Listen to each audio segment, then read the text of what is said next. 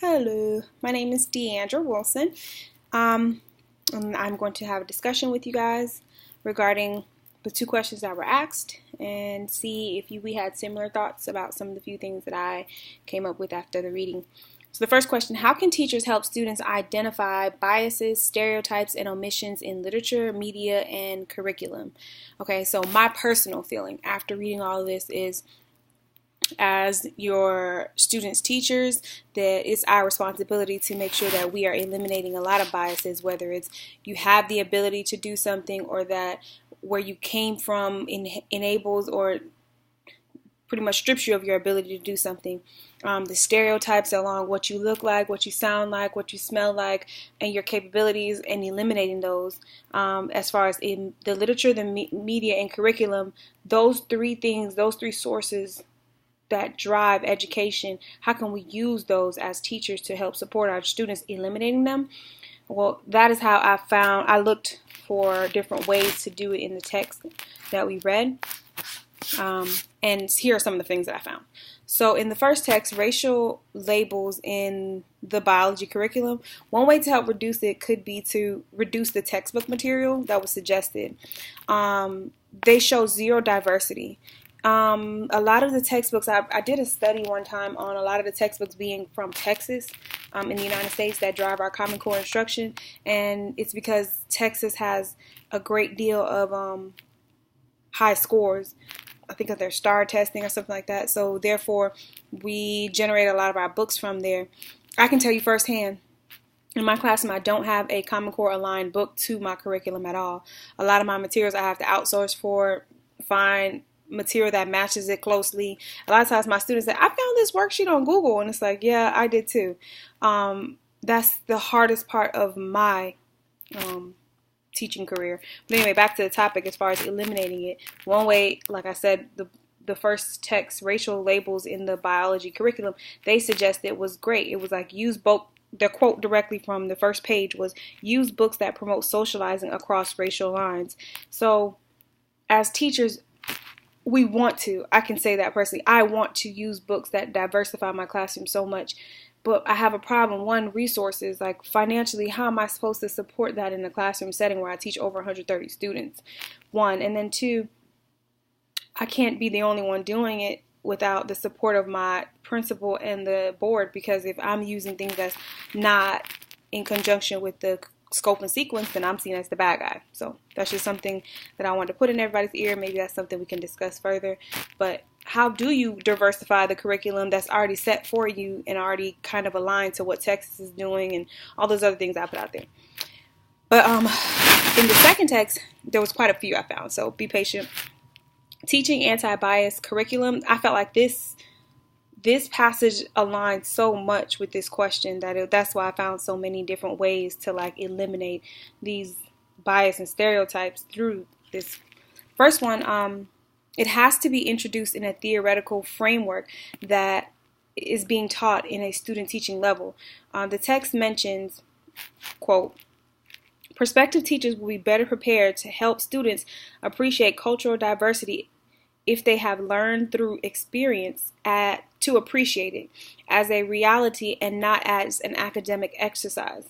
A reality they experience through interactions with a diverse faculty and student body.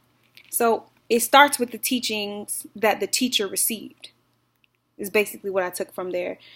This was on page 189 in that text. If the teacher is given a proper education that promotes cultural diversity and incorporating this inside of their classroom, then they can better provide their students with this type of diverse education that eliminates all these bias and stereotypes that necessarily come without any doing of our own and just assumptions that we make based on our background.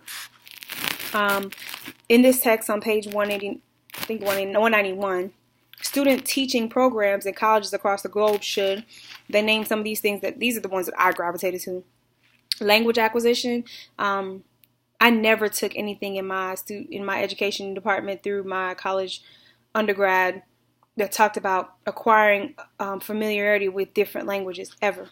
I don't know if that's more so geared to ESOL or what, but I never had any type of learnings around that until my master's here at Georgia State. Not Georgia State, West Georgia. Appropriate instructional and assessment techniques. This is a hard one because every school differs. We want to do away with this paper and pencil bubble sheet A, B, C, D. We want students to be able to express themselves in writing and get them as better writers, but we don't have enough tools to assess the students in that way. That is a very timely method to assess students, and it's not fair to give one person 130 kids to read 4-paragraph essays. For me, it's unfair because I can't give fresh food, as I call it, fresh food back to my students. By the time they get it back from me with accurate feedback, I would love to sit with them. And I know I've taught ELA before where I was told by my coach, just look for one particular thing, grade for one thing, the heading this time, this time, that time. But in order to eliminate a bias, we need to make sure that we're assessing them properly. That is, I think, in a manner that is giving them a chance to express themselves, to see where they actually are versus picking from an ABCD. That was one. Another, parent involvement. I said this last time. Parent involvement is like key for me. And without it, you're no one, you're nothing, you're unsupported. Forget an administrator, forget an assistant principal, forget your principal, forget your board. If you don't have the support of your parent, a lot of what you do, what you send home, what you teach will not go anywhere. And then lastly, cultural sensitivity. I am, again, from a mixed background, not mixed race, but my parents are not from this country. So I have a different outlook on diversity, and being able to be sensitive to cultural differences.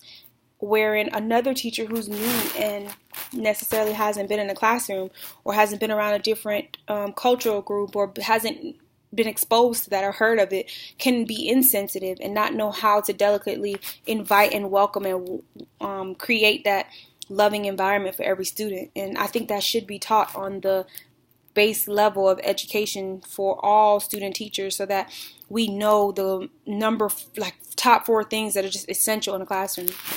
Also in this text on page 191, there was a field-based practice discussion around the first-hand experience, and they quoted saying, teachers want more opportunities to face real-world factors they will face in the future. So it got me thinking, like, to eliminate this issue of bias and stereotypes through media, why don't we think about real world practices that have failed and successes, that actually be in a class maybe, or even a PD, professional development for teachers, where you see successful things that have worked and you pick 3 that you want to implement out of a list of 10 that is provided to you. I think that alone will eliminate some of the biases and stereotypes that we as teachers have and students have through the material that has worked successfully. And then parents, oh my gosh, because I'm in love with the fact that parent involvement, there was another portion in the text that says, inviting parents to the university's education program to involve and inform student teachers or rising teachers to ask questions is genius. That's what I put. Parents can provide, this was the quote from that page, parents can provide teacher candidates with specific strategies that they could implement in their future classrooms. Do you know what I could have done if I had sat in front of a parent that said, I prefer to be called about good phone calls sometimes as opposed to bad phone calls, when you see the moment that my child is a difficult one, to establish that bridge that you understand and see the good in my child too, along with some of the negative things. Culturally, that does a lot for a parent, because one who,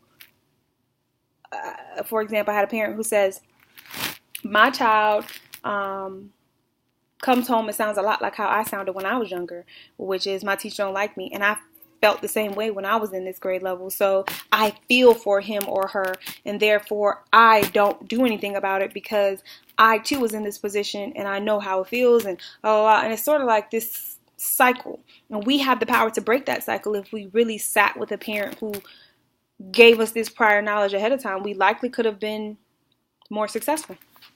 Okay, done with that text. Also, to eliminate the bias, the curriculum on the border zone text Kern, 2011. This text names numerous examples of teachers helping students identify things like their bias through social media, surveying the students on their interests to show them, like, okay, even the Charlie Brown example that was listed, also supports the position of, like, there could be a bias there, and there's only one way to eliminate it. Finding resources or tools that match the students' needs to eliminate their bias. So if you find out that they are struggling in social media or whatever it is, that they can't necessarily find out that there's more to life or more to the diverse world, then you can find resources that supports their need for, a broader spectrum or a broader point of view. And then question 2.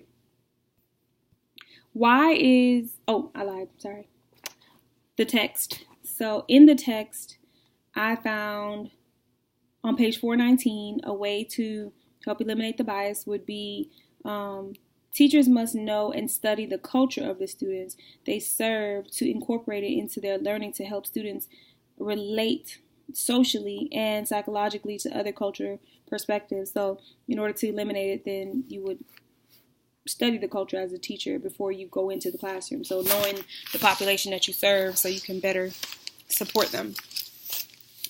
And in the text on page 421, I also seen where it said a life science project that talked about World Food Day, and to eliminate some biases around, like, rich and poor, this teacher exposed the students to some biases through starvation, malnutrition, world hunger issues, as well as poverty, which I thought was, like, ideal. And then taking a look into the text curriculum would also help eliminate the bias. And then 426, they talked a lot about manifest destiny and other ones, like the affirmative action one I thought was interesting too. But to eliminate the bias, we can start giving students, like, background knowledge around things like manifest destiny. We teach a definition of it, but do we teach whether it's right or wrong? Do we teach, like, perspective and how that could affect other people who are from different countries, and how we teach that it's our God-given right to expand, this westward expansion, manifest destiny? Looking at that, I was like, yeah, that's a good idea as far as, like, eliminating the bias or eliminating the stereotype that one might have.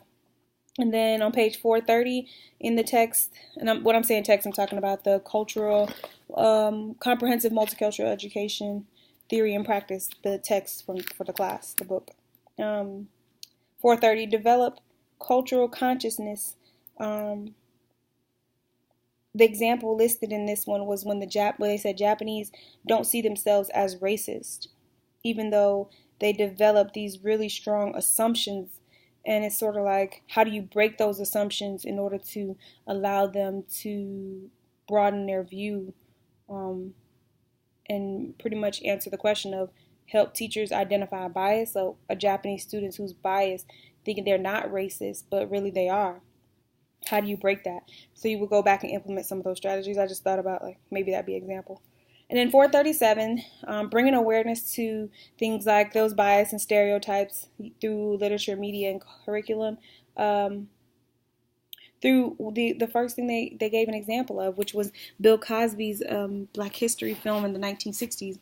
What if there was more like that? Or what if we showed things like that to our students to help to open their mind to the fact that the history lessons that sometimes we are forced to teach them aren't necessarily a viewpoint of numbers of people. They're just sometimes very tunnel vision. They're one-tracked, and they are open to form their own opinions from these because culturally we're all different, but we live and coexist together because of our knowledge of our past. So yeah. All right, question 2, why is fair-minded critical thinking necessary in multicultural teaching?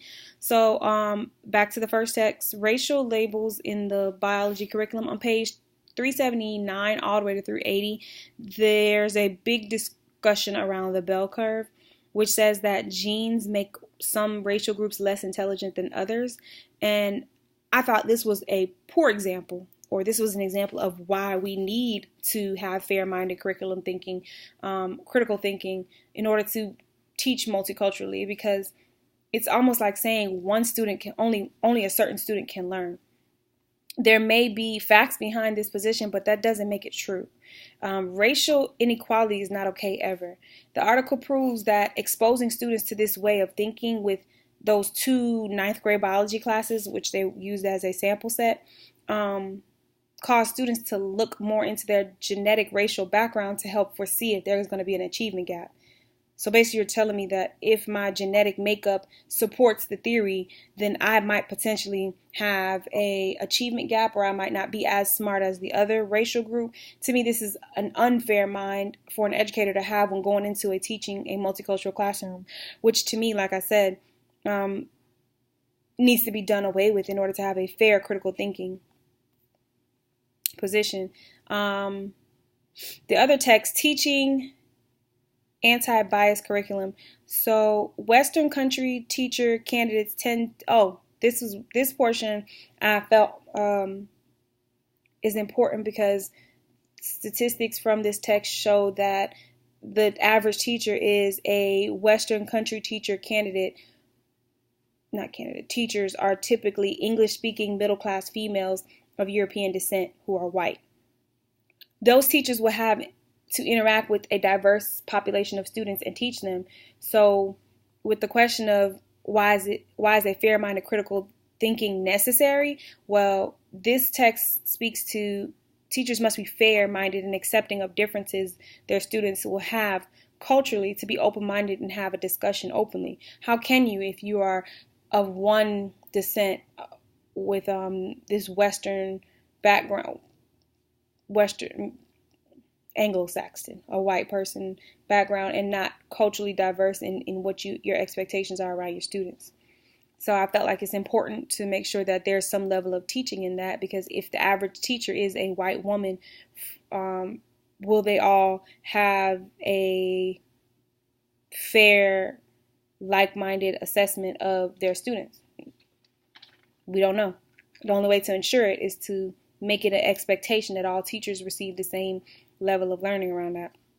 All right, and then teachers' views in the same text, teaching anti-bias curriculum in the same text. Teachers' views of teaching and learning often differ from those of parents because of their cultural differences. So there's a lot less to assume when you have a relationship with a student and know their family's home life. So then you stress things like home visits, because home visits can ground a teacher to the student's needs. So in this portion of the text, they talk about home visits and how teachers need to do more of that. I'm a little on the fence with that, but I do see how it can create this fair-minded critical thinking, because when you know more about the student, you're better able to assess and help them. If you don't know what their needs are, how can you help them? All right, the curriculum on the border zone, the current 2011, this text argues that teachers need to have the opportunity to revise the curriculum. Now this I thought was genius too, because who better than to assess or to tell what needs need to be made than the people who actually teach it? But how can you fairly give help to assessing or changing the curriculum if you're not open to the diverse community that you will teach? If you're not exposed to or even aware of the multicultural environment that you'll be around, because you'll potentially create a one-track, one-way framework, which is pretty much what we have now. And that's possibly why we're not getting anywhere, or why we're seeing a turn and a shift, because people are doing away with that thought process and trying to incorporate and have this inclusive model with so many different cultures involved in, not even involved, but more so thought of around teaching curriculum and what the students learn. And then Sleater, I'm not sure if I'm pronouncing this, 2005, this portion came from a response that he gave, which I support as well, in order to keep that, or to provide that fair-minded critical environment. He provides this educational history to guide teachers to exert their professional content and pedagogical knowledge to decide what they deem as truth and what materials and ideas count most. And then from the text, which was the last thing that I read to pull information from, the Comprehensive Multicultural Education textbook that we read for class. So in order to explain why it's fair, it's important to have a fair mind, critical thinking process to be able to teach multicultural students. On page 423, I thought the example of Sam Johnson's classroom project, which was discussed in chapter 1 also, was a great example of like why we need fair-minded, critical thinking teachers. Well, the principal actually came to him after presenting or seeing his project and asking him about how much life science children were actually learning. To me, this shows there is a need and importance of having fair-minded, critical thinking people in all positions of education, because even though the teacher is in that wavelength, the principal wasn't. So when he came and seen the projects, he was questioning whether there was actually a learning of the life science that the teacher supposedly is supposed to be teaching. And then on 423, an important goal of multicultural curriculum is the development of multicultural historical perspectives that will correct this bias. So how do we correct the bias? This kind of goes back to question 1, but that fair-minded mindset is another way to correct the bias. This tells the reader that having a fair mind is a goal of multicultural education and a better way to have a fair mind. And then again, the example of the Japanese racist thoughts can become the norm among a culture without them even knowing it, because there is no fair-minded mindset in their teaching ways, and that potentially leads to a cultural group like the Japanese thinking that this is not every Japanese. I think this was blanketly said in the text that there's this a racist sometimes perception, but it's just an assumption that are feeding this and not necessarily them knowing. But imagine having a teacher who could break through and show them that this fair mind, critical thinking way, that there's so many different cultural groups out there. Who knows what the possibilities would be? So I'm interested to see what you guys think. Hope to hear from you soon. Thank you.